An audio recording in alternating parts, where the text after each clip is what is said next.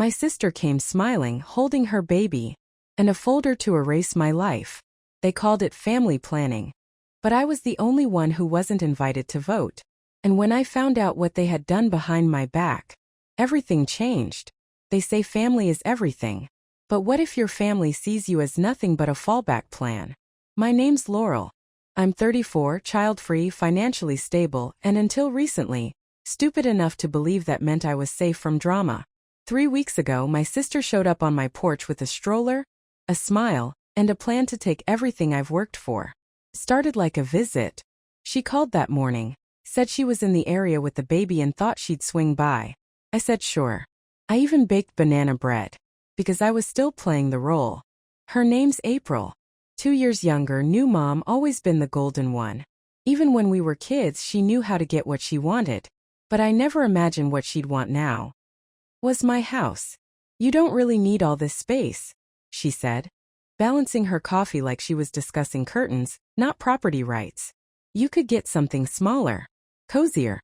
We need a yard for the baby, and this place is just ideal. I blinked, thought she was joking, but she smiled, that calm, rehearsed smile that always made teachers forgive her. And then she pulled out a folder. It had a printed floor plan, handwritten budget notes, a moving timeline. She had planned this. Not dreamed. Planned. You're not using the guest room, she added. And wouldn't it be nice to finally live closer to the baby? My hands went cold on the coffee mug. This wasn't a conversation. This was a pitch. A takeover. You ever have one of those moments where your brain splits in two? One side wants to scream. The other just watches, stunned like a ghost in the room? Yeah, that was me. Watching my own sister explain how I should just give her my home. And if you're thinking, there's no way she meant it like that. Oh, trust me. She did. I said nothing. Not because I agreed, but because I couldn't believe someone I grew up with could make me feel like a trespasser in my own kitchen. April sipped her coffee and cooed at the baby. Then she said the line that made my stomach drop. Mom and Dad already think it's a good idea. That's when I realized this wasn't just her idea. It was a campaign. And I was the only one who hadn't been told I was the target. I opened the folder she left behind. Right on top, a note in Mom's handwriting. We just want what's fair for everyone. Fair? You want to know what's not fair? I renovated this house with my own hands. I gave up vacations, weekends, years of peace to build a home I finally felt safe in. And now they want to guilt me into giving it away. They think they're being subtle. But trust me, I've played nice before. Next time they come knocking, I won't be the one smiling. I didn't respond right away. I let the folder sit on my coffee table like a landmine. One wrong glance and I'd explode. Instead, I opened every window in the house and stood in the breeze, hoping it would blow the feeling off me. It didn't. That night I didn't sleep. I kept seeing April's face. That easy smile, the way she spoke like we were just rearranging furniture. And maybe I could have dismissed it as a one-off. A moment of stress. Hormones. New mom desperation. But then came the text. From Mom. Did April leave the folder? Just look it over before you react. We really think this is a chance for growth. Growth? You want to know what's wild? They weren't asking me to help. They were asking me to disappear. I know what you might be thinking, why not just say no? Oh, I did. But in this family, no is never a period. It's an invitation. The next morning Dad called. He rarely does. His voice was soft, careful, like I was a bomb someone had handed him. We're not trying to pressure you, Laurel, he said. It's just, your sister's in a tough spot. So was I replied. When? When I had to take out a second job to finish this roof. When I ate peanut butter for dinner 4 nights a week. When no one called to check in. There was silence. Then he said the thing that made something break loose in my chest. You're stronger. April's always needed more.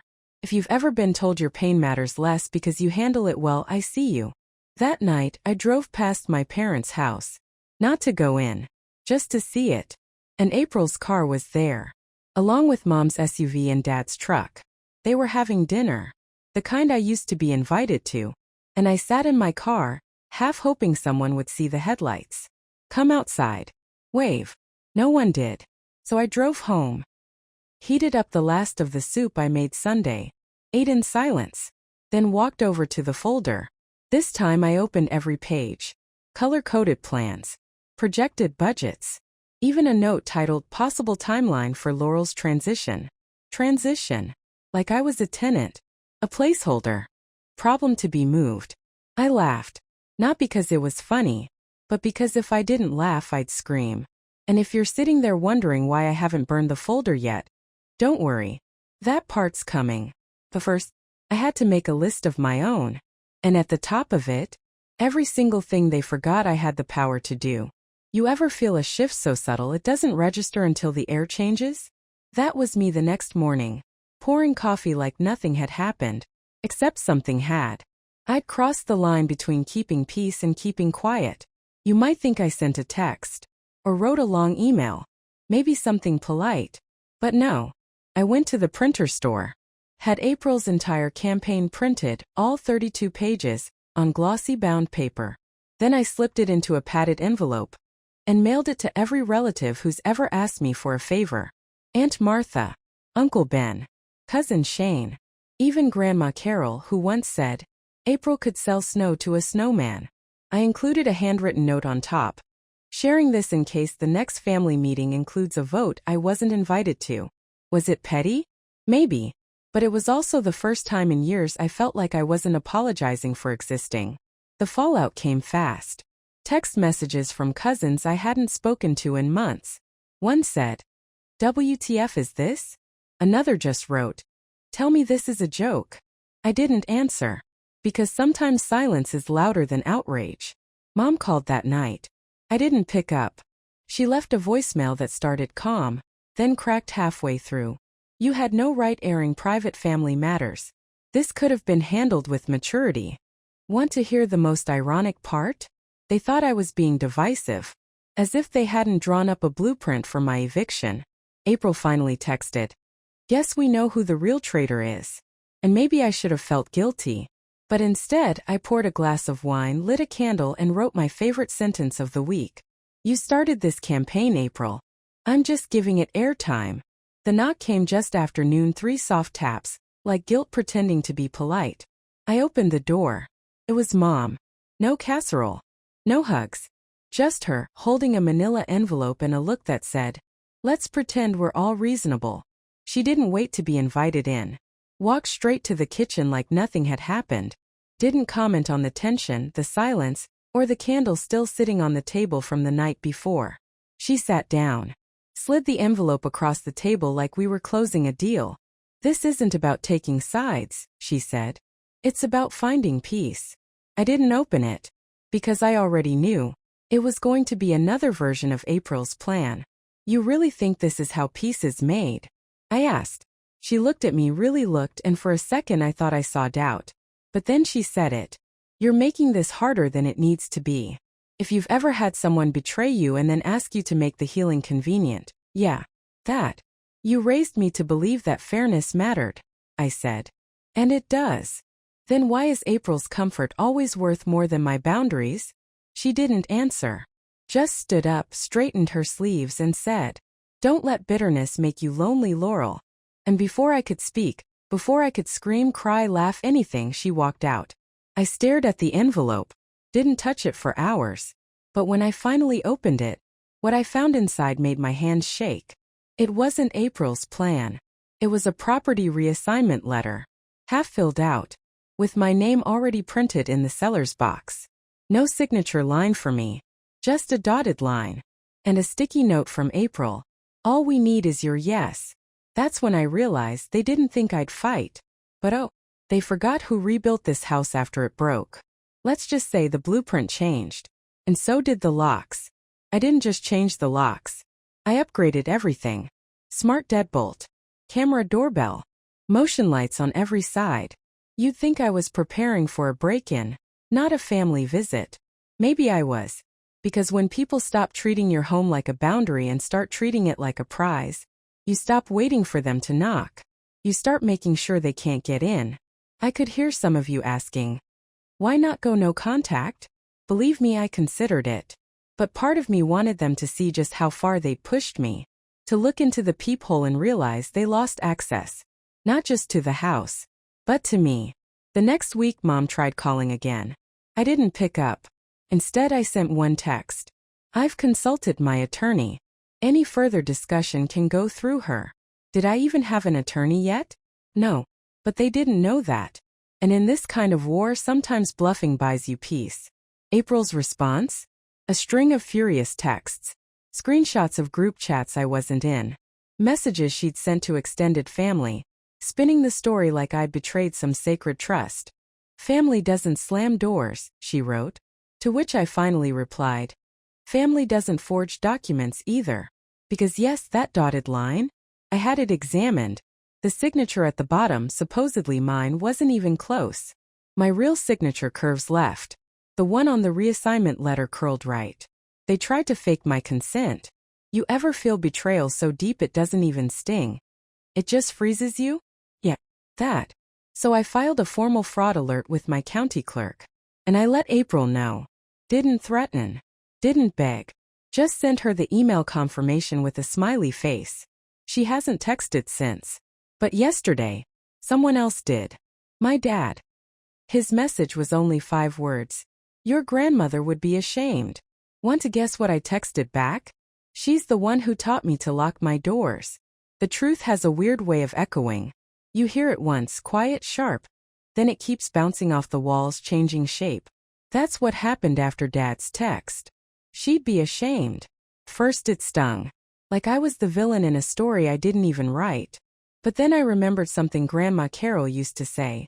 Real quiet, always with a wink. Don't confuse silence with consent. Or kindness with agreement. And just like that I stopped feeling ashamed. I started feeling dangerous. Because if this family thought I'd fold under guilt, they were about to meet the version of me I grew behind closed doors. The version who rebuilt her home without a single weekend off. The version who made peace not by being passive but by surviving. So I hired a lawyer. A real one this time. Not just to protect the house, but to protect the line between mine and ours. Want to know what else I did?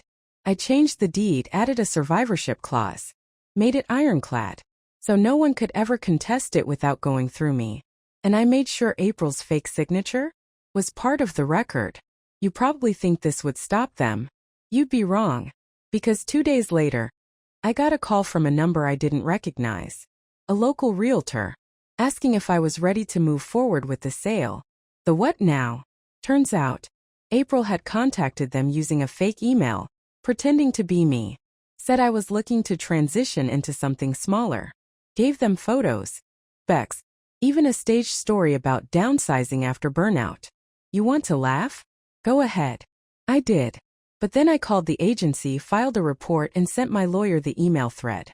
That night, I received a single message from April. If you want to be alone so bad, don't be surprised when it happens. And maybe I should have cried. But all I could think was, finally, they're saying the quiet part out loud. The story doesn't end with silence. It ends with a spotlight. And not everyone survives the truth. The funny thing about spotlights? They don't just reveal what you want seen. They expose everything. Even what you thought was buried. It started with an email from April's ex-coworker. Random. Unexpected. Subject line. You should know. She said April had done this before. Not a house, but another transfer of generosity. Apparently years ago, she convinced their boss to fire a colleague for emotional instability. Just so April could take her position. The coworker wrote, "She's charming. Until she isn't." And that's when I realized maybe I was never the first target. Just the one who finally said no. You might think I shared the email with my parents. Tried to clear my name. I didn't. Because here's what I've learned. When people are invested in the lie, they don't want the truth. They want silence. So I gave them silence. Blocked April. Blocked the group chat. I didn't make a dramatic exit. Just faded out like a light that no longer wanted to be seen. The lawyer filed a cease and desist. The fake documents were submitted to the proper channels. April stopped contacting me. But not before one final message. You broke this family. Hope your empty house keeps you warm. I didn't respond. Because you can't break what was never built on respect. Want to know what I did instead? I threw a housewarming party. Not because I moved. Because I stayed. New people came. Friends who knew how to show up without taking. A neighbor who brought pie. A coworker who cried on my porch because she'd been through the same. We toasted to boundaries. To peace. To finally choosing the version of yourself that doesn't shrink to make others comfortable. I kept the lights low, but the doors wide open, for the kind of family you find, not the one you're born into. And as the music played and laughter filled the rooms April once tried to claim, I felt something I hadn't in months. Safe. Not because the house was mine, because my voice was. So if you're still reading, still wondering if setting boundaries makes you cruel, let me be the proof. It makes you free. And if that makes me the villain in someone else's story, good. Let them write it. I've got better things to build.